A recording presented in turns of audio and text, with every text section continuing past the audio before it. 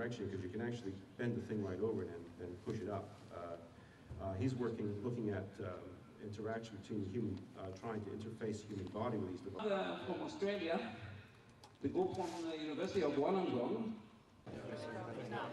One way, that is one way. Every effect, we should apply the external, which we using another active method by the some electroactive technology.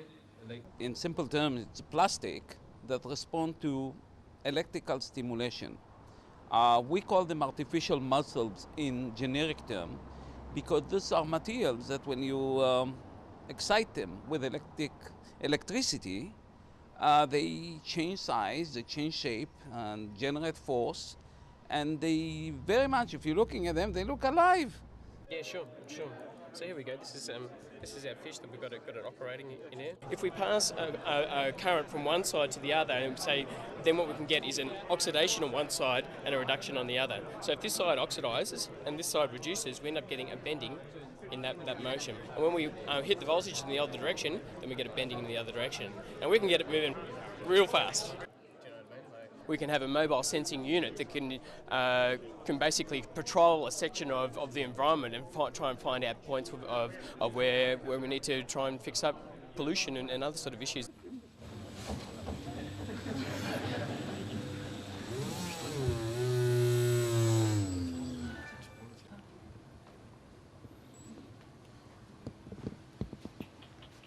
We are using electroactive polymers as the actuators for the actuation of the rudders for steering the blimp.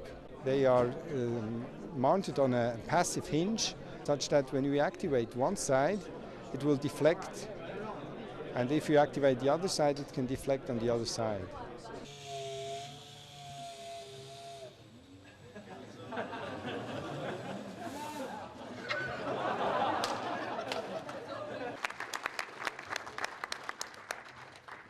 The next step we want to address is to make a hull of such a blimp active, such that the whole body can move.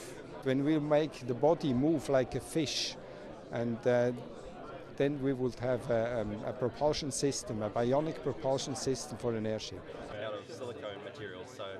And of course, and if you keep your amplitude low, then your viscoelastic... Your resonance. Oh, well, no, it's not quite there.